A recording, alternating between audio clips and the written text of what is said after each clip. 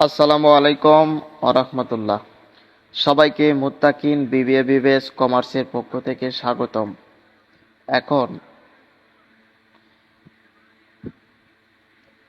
Analysis of variance এই চ্যাপ্টারটি হতে গুরুত্বপূর্ণ বেসিক এবং ফর্মুলা আলোচনা করব ইনশাআল্লাহ।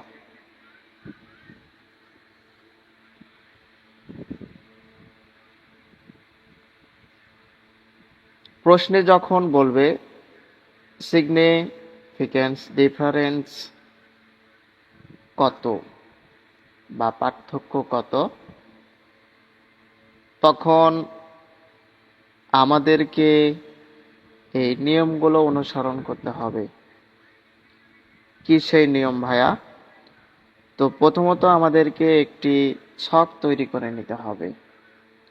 সিগনিফিক্যান্স ডিফারেন্স বের করার জন্য আমাদেরকে আগে এরকম একটি টেবিল তৈরি করে নিতে হবে। টেবিলটি অনেক সহজ। প্রথমে থাকবে x1, তারপর এই x1 কে বর্গ করতে হবে, তারপরে লিখতে হবে x2, তারপর x2 কে বর্গ করতে হবে, তারপরে লিখতে হবে x3, x3 কে বর্গ করতে হবে, তারপর লিখতে হবে x4, x4 কে বর্গ করতে হবে। তারপরে এই টেবিল কমপ্লিট হয়ে যাওয়ার পর আমাদেরকে প্রথমে যে কাজটি করতে হবে এটি হচ্ছে গ্র্যান্ড টোটাল। এখন গ্র্যান্ড টোটাল এটা আসলে কি ভাইয়া? এটাকে সংক্ষেপে টি দ্বারা প্রকাশ করা হয়। গ্র্যান্ড টোটাল মানে ছক হতে যে আমরা পেয়েছি সামেশন x1 এর মান, তারপরে সামেশন x2 এর মান, তারপরে সামেশন x3 এর মান এবং সামেশন x4 এর মান। এই যে আমি টোটাল যোগ করে দিলাম, এই টোটালকে বলা হয় গ্র্যান্ড টোটাল। এটাকে সংক্ষেপে বড় হাতের টি দ্বারা প্রকাশ করা যায়। তারপরে 2 নম্বরে যে আমাদেরকে কাজটি করতে হবে এটি হচ্ছে কারেকশন ফ্যাক্টর। কারেকশন এটাকে সংক্ষেপে সি এবং ফ্যাক্টরকে সংক্ষেপে এফ দ্বারা প্রকাশ করা হয়, অর্থাৎ কারেকশন ফ্যাক্টরকে সংক্ষেপে সি এফ দ্বারা প্রকাশ করা যেতে পারে। এটির ফর্মুলা হচ্ছে টি স্কোয়ার ডিভাইডেড বাই এন। এই তো আমরা প্রথমে যে গ্র্যান্ড টোটাল বের করেছি এটাকে বর্গ করতে হবে, করে টোটাল সংখ্যা বা ভ্যালু দ্বারা ভাগ করতে হবে, মানে যে কয়টা ভ্যালু আছে বা সংখ্যা আছে তা দ্বারা ভাগ করতে হবে। করলে আমরা কি পাবো? সিএফ অর্থাৎ কারেকশন ফ্যাক্টর পেয়ে যাব। 3 নম্বরে আমাদের যে কাজটি করতে হবে টোটাল সাম অফ স্কোয়ার বের করতে হবে, যেটাকে সংক্ষেপে টিএসএস বলা যায়। টি বলতে টোটাল, প্রথমে যে এস আছে এস বলতে সাম, তারপর এস আছে এস বলতে অফ স্কোয়ার, এটাকে এসএসটিও বলা যায়। তো এটা মানে কি? এটা মানে টেবিল হতে যে আমরা বর্গ করেছি x1 square, x2 square, x3 square, x4 square, এই মানগুলোর সমষ্টি, সমষ্টির আবার যোগফলই হচ্ছে কি টোটাল সাম। তার থেকে আগে যে আমরা সিএফ বা কারেকশন ফ্যাক্টর পেয়েছিলাম এটি বাদ দিতে হবে, দিলে আমরা যে মান পাবো তাকে বলা হবে টোটাল সাম অফ স্কোয়ার। তারপরে যে ধাপটা রয়েছে এটি হচ্ছে বিটুইন সাম অফ স্কোয়ার, যেটাকে সংক্ষেপে বিএসএস বলা যায় অথবা এসএসবি বলা যেতে পারে। এই ফর্মুলা কিভাবে আমরা পাবো? আমরা টেবিল হতে পেয়েছিলাম সামেশন x1, এটাকে বর্গ করতে হবে, জাস্ট এন দ্বারা ভাগ দিতে হবে, দিয়ে ঠিক একইভাবে summation x2, summation x3, summation x4 বর্গ করতে হবে, করে এন দ্বারা ভাগ করতে হবে, করে যোগ করতে হবে। তার থেকে কারেকশন ফ্যাক্টর অর্থাৎ সিএফ বাদ দিতে হবে, দিলে যে মান পাবো এটি হচ্ছে বিটুইন সাম অফ স্কোয়ার বা সংক্ষেপে যেটাকে বলা হয় বিএসএস। আশা করি বিষয়টি তোমরা বুঝতে পেরেছো। তারপরের যে ধাপ রয়েছে এটাকে আমরা বলতে পারি ইএসএস। ই বলতে ইরর, এস বলতে সাম আপ, এস বলতে স্কোয়ার। তারপরে ডাব্লিউএসএস, ডাব্লু বলতে ওয়েজেস, এস বলতে সাম আপ, এস বলতে স্কোয়ার, অথবা এটাকে এস এস ডাব্লু দ্বারা প্রকাশ করা যেতে পারে। এই মানটা আমরা কিভাবে পাবো?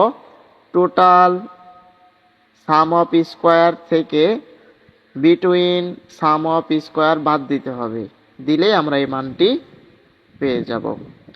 তারপরে যে ধাপ রয়েছে ভাইয়া, এটি হচ্ছে ইনোভা টেবিল ফর স্কোয়ার।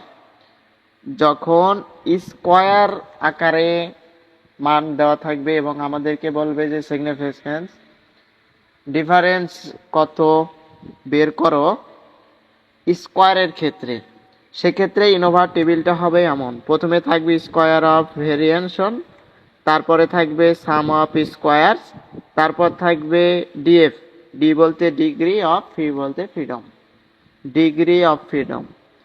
তারপরের ঘরে থাকবে মিন স্কোয়ার, মানে এই যে স্কোয়ারগুলো আছে এগুলোর গড়।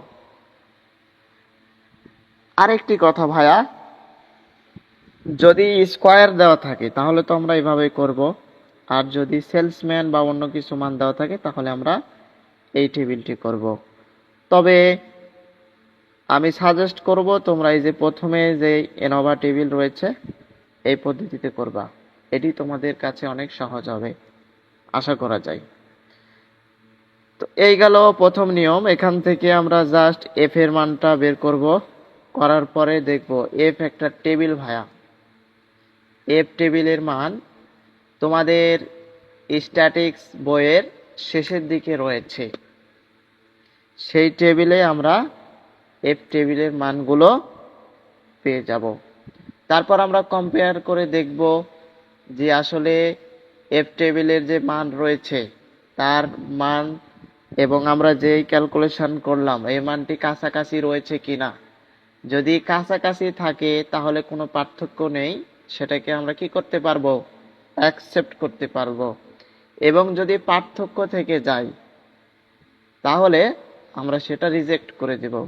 অ্যাকসেপ্ট এবং রিজেক্ট এ বিষয়ে বিস্তারিত যদি তোমরা জানতে চাও তাহলে টেস্ট অফ হাইপোথিস বা হাইপোথিস টেস্টিং বলে একটি চ্যাপ্টার রয়েছে, সেখানে আমি টি টেস্ট এবং জেড টেস্ট বিস্তারিত আলোচনা করেছি।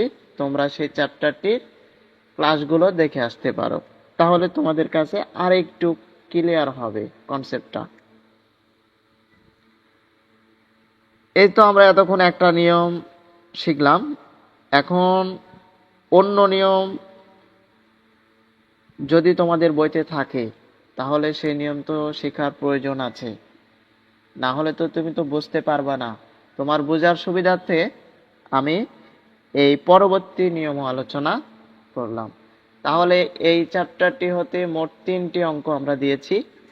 প্রথম 2টি অঙ্কে আমরা প্রথম নিয়ম এবং 3 নম্বর যে অঙ্কটা আছে এটা আমরা অন্য একটি বিকল্প নিয়ম নিয়ে আলোচনা করেছি। তাহলে ভেরিয়েশন বিটুইন স্যাম্পল, প্রথমে এই টেবিলটা করে নিতে হবে, তারপর হচ্ছে ভেরিয়েন্স বিটুইন স্যাম্পল, তারপর এইটা করতে হবে। এতটুকু তোমরা মাথায় রাখবা। প্রথম টেবিলের পর দ্বিতীয় টেবিল হবে এটা, তৃতীয় টেবিল হবে এটা। আমি চাইবো যে তোমরা একটু সময় দিয়ে এই ফর্মুলাগুলো আয়ত্ত করে নেবে, কারণ এটা যেহেতু একটি গাণিতিক বই, ফর্মুলা বিশেষ করে কাজে লাগে। ফর্মুলা যদি না জানো তাহলে কোনো অঙ্কই তুমি ভালোভাবে বুঝতে পারবে না। আশা করি ফর্মুলাগুলো এবং গুরুত্বপূর্ণ বেসিক তোমরা ভালোভাবে বুঝতে পেরেছো। আবার দেখা হবে এই চ্যাপ্টারটির কোনো অঙ্ক নিয়ে। ততক্ষণ পর্যন্ত সবাই ভালো থাকবেন, সুস্থ থাকবেন, এই প্রত্যাশায় আজকের ক্লাসটি এখানেই শেষ করছি। আসসালামু আলাইকুম ওয়া রাহমাতুল্লাহ।